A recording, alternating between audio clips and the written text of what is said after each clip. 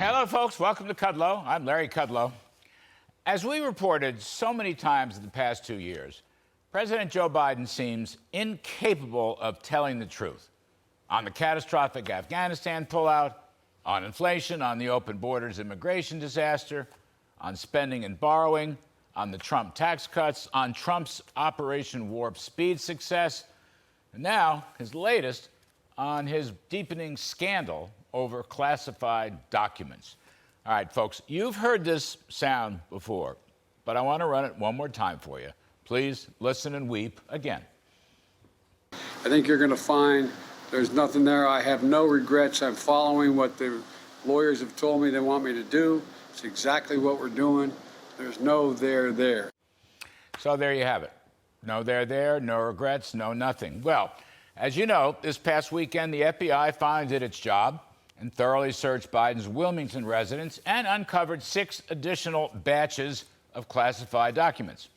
All along the way, Mr. Biden keeps telling people how seriously he takes classified documents, but what we've learned is that he and his top advisors have engaged in a massive cover-up.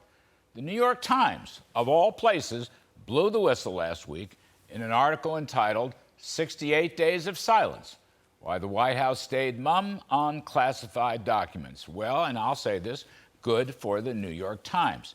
68 days of silence from initial discovery last November 2nd before the midterm elections, all the way until a January 9th leak reported by CBS.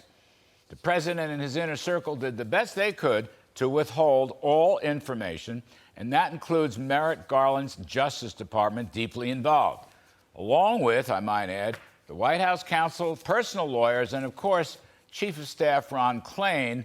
I just wonder out loud, it's quite a coincidence, isn't it?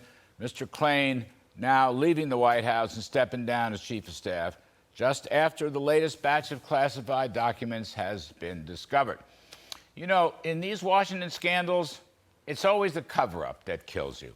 So on the Sunday news shows yesterday, Republican House member Mike Turner, chairman of the Intelligence Committee, called Mr. Biden a serial classified document hoarder and went on to say that the DOJ's treatment of this situation looks more like a cover-up than an investigation. And Mr. Turner then went on to ask who Biden showed the documents to. I mean, if you bring them home, I guess you're going to show them to somebody. And Turner speculated that it could be connected to the Biden family business. And after all, I will add, one of the homebodies in Wilmington was a chap named Hunter Biden, who takes up a lot of space at home because he carries around plenty of baggage. By the way, we'd all like to know what's in these documents, but we may never know if the special counsel covers it up. And the next leg of the classified documents discovery search should be this so-called Biden School of Public Policy and Administration. Keep a straight face on that. It's at the University of Delaware. Some people think there's 1,850 document boxes there, plus electronic records. We will see. That could be the most target-rich classified document home yet. And by the way, speaking of all these Biden policy centers, when will the University of Pennsylvania come clean about all the Chinese money that came pouring in after Mr. Biden retired from the presidency and aligned himself with Penn? Former prosecutor Andrew McCarthy, who's going to be here in a moment, calls the Biden story grossly negligent. Washington lawyer Jonathan Turley thinks Biden's defense of inadvertent mishandling is now completely off the table. But this is an old problem for Mr. Biden. Not only do these classified documents go back to his Senate days 15 years ago, but he's a guy who was always afflicted with the serious disease of never being able to tell the truth. And you know what? In the Washington, D.C. swamp, it's the cover-up that always kills you. All right?